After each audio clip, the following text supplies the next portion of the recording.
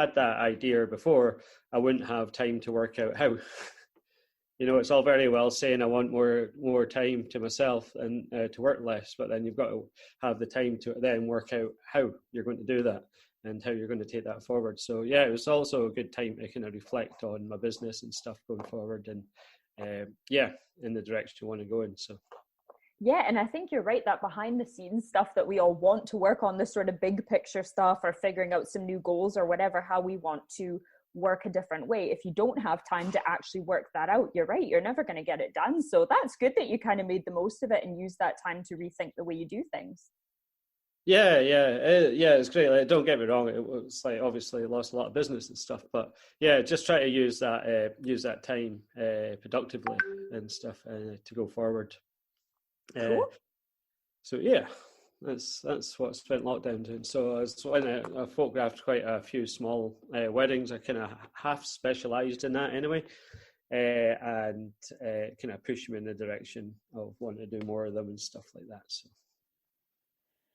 that's such an important lesson to be learned, and I think it's an interesting one because for those of us that were kind of forced to take that step back, we probably wouldn't have done that if we weren't forced to. If a lockdown hadn't come into play and we could still kind of go ahead with business as usual, we just wouldn't have had that time and probably wouldn't have had any sort of urge to just take some time off to reflect. And I think that's a huge silver lining of this year. It's, one of those things that while we wouldn't have picked it or we wouldn't have planned it, it ended up resulting in some big perspective shifts for a lot of small businesses, no matter what industry you're in. And as well as those shifts in perspective, a lot of new opportunities have come to light as a result of having more spare time or a little bit more time to think about the bigger picture. So next up, I chat to another photographer who has had a very different experience in lockdown,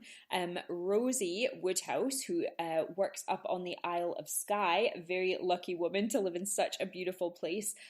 Rosie's business is called Love Sky Photography, and as somebody who primarily photographs couples traveling from afar, sometimes just from other parts of Scotland, but often from other countries and continents, there was a big change for her. And rather than have just a shift in perspective, Rosie was able to pursue some new opportunities that she never would have found were it not for life in lockdown. Hi, Rosie. How has your 2020 been? Hi, Rhiannon. It has been unusual. There's no other way for it. It was, I think, like a lot of people, actually, my 2020 was going to be business-wise. This was my year. I've been set up and running for 10 years. I was fully booked out for the year. In terms of wedding and elopement photography, I had 80 days booked out. Really busy with other aspects of work. And this was going to be the year I really refined what I was doing. And I started to actually probably look at narrowing it down and making a more exclusive offering in future years. And it's ended up, come to December, I've photographed 8 weddings instead. Totally not what I was expecting in February. In February, I was saying to everybody, don't even try and speak to me in July, August, September, October. I will be too busy. That just wasn't true at all. Well, tell us a little bit, Rosie, about where you are, because I think it's important to kind of know that background information to understand where you're coming from.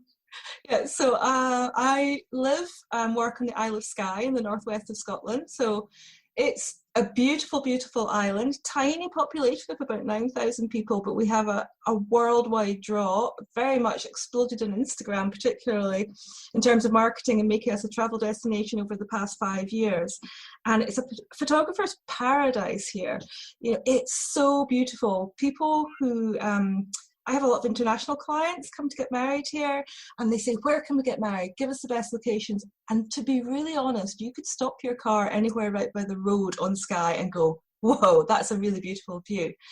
So it is spectacular. And I grew up here, and I have to remind myself occasionally, I never take it for granted, but sometimes you just have to stop and take in the beauty and look at the light. And it's just a spectacular place. It's a tiny little place. We have become an international travel and wedding destination. And that is what I do the all year. I'm shooting weddings usually from January right through up to Christmas. and but not this year. It's definitely been an unusual one. And I think for people like yourself, where the vast majority of your clients are traveling internationally, it's really affected it even more so than those of us who maybe have more local clientele and are still able to go ahead, obviously with reduced numbers and things, but it's been so different for you. It's been entirely different. I mean, the majority of people I work with are American, Canadian, and Australian. We have a really strong following from Germany as well, who just love coming to the Isle of Skye. I think Outlander has a big influence there. And of course, we always have Scottish couples coming to marry here as well. Particularly places like Eelandon and Castle. It's so romantic. People love to come here for that.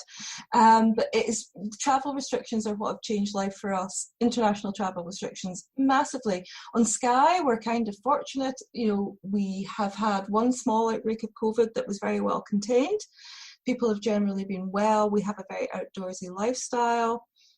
But we have gone from having 60,000 visitors a day in high summer to maybe 1,000, maybe 500. It's, international travel ban has just decimated the lifeblood of Skye in terms of tourism. It's so quiet. It takes me back, 30 years to when I was a wee kid running about, and it's as quiet as that again now. So while it's lovely, I would like to be able to share the island with people just a bit more. Yeah, no, definitely. And obviously from a business perspective, you and I were chatting earlier about the effects it's had on so many businesses and so many different industries as well, and people's livelihoods. So obviously there is a lot of negative here. But if you were looking back on the year, and obviously, as you say, it's been an unusual one, you've probably done a bit of reflecting around that. Yeah. Do you have, I guess, a takeaway or something that you want to keep top of mind looking forward into 2021? Always expect the unexpected is definitely something to look forward to. But I think you can think, where you're going in life and in business, and something can come along. And the key skill to that is your adaptability to roll with it, to change what you do, to relish the good aspects of the change that's happened, and try and minimize the negative while looking at how you can incorporate that in the future. But it's definitely led me into different roles this year. I've concentrated a lot on voluntary work, and that has led me into other employment. And I've met a fantastic fund of people doing that I just wouldn't have done otherwise. If I'd had my head down, work all year, I would have missed a lot of opportunities that I've actually had this year. So I think it was really hard. It's been really tough. I think lots of people here have shed lots of tears, and there's lots of worries and concerns. But we've all benefited in some way from more time, more space, different relationships, new relationships. There's been something new. Even things like Zoom. That's been a huge thing. And that's been really, really positive for people who live in Skye, be able to carry on business into the future as well. My next guest is Jane at Laser Flare, and she also has some good things to say about the power of Zoom and the new ways in which she's connected with her clients over lockdown, and the things that she looks forward to when we are no longer under house arrest. Hi Jane, how's 2020 been for you? Well, it's been a long year, but when all this started back in March, one of the first thoughts that went through my head are, oh my goodness, this time we're both self-employed.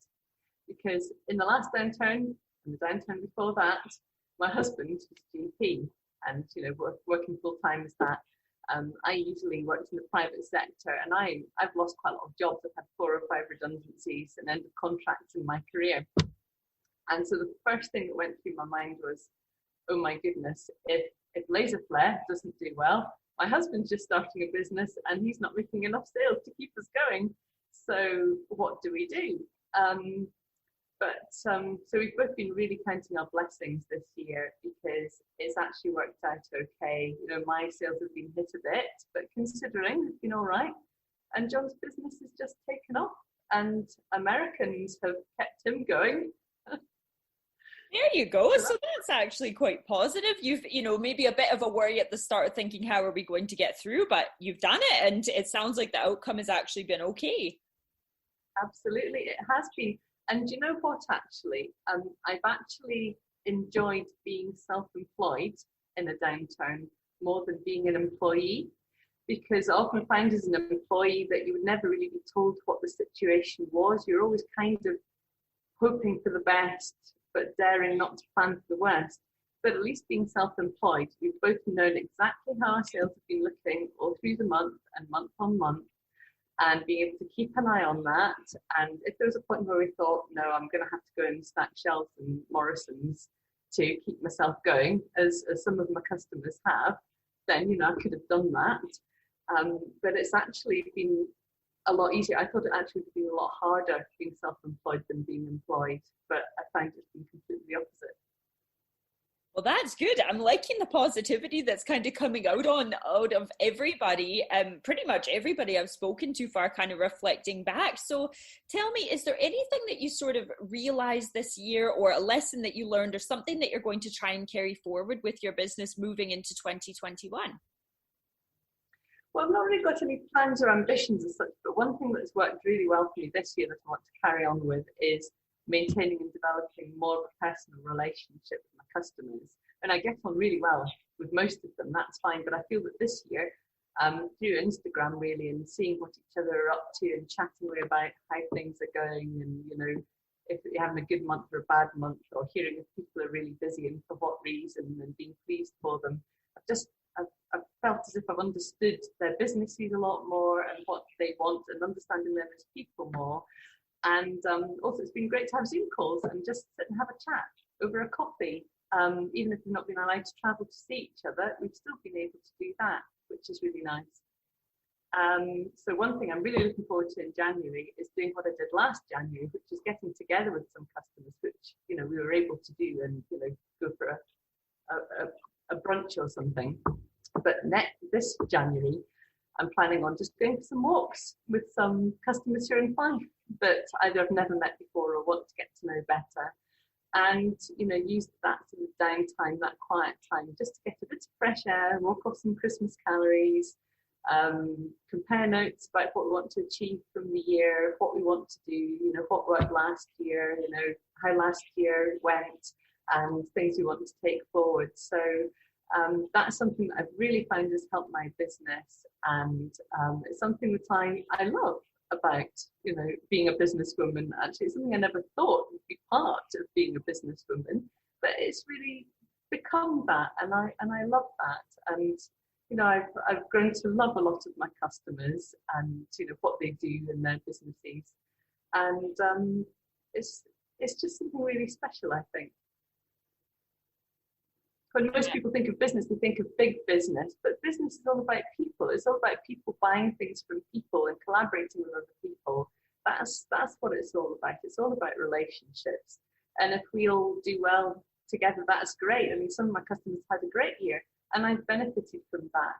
And that's absolutely great. And I just feel so grateful for that I've been able to be part of their success and help them succeed, and help them, produce stuff for a growing market that otherwise they might not have been able to do.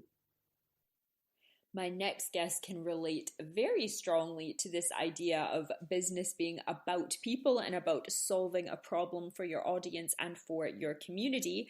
Ewan Robertson started his business, I think, just before the pandemic hit, so made it through a pandemic in his first year of business, which is a pretty big challenge to overcome. And Ewan tells us all about how lockdown has given him the opportunity to look more closely at his clients' needs and better shape his business around serving them.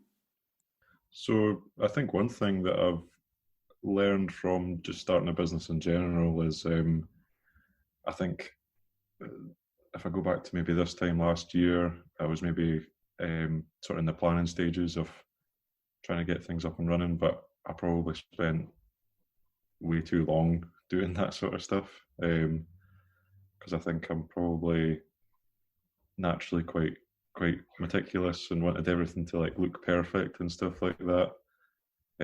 But as soon as I got things up and running, I sort of realised I'm going to learn way more actually doing, getting things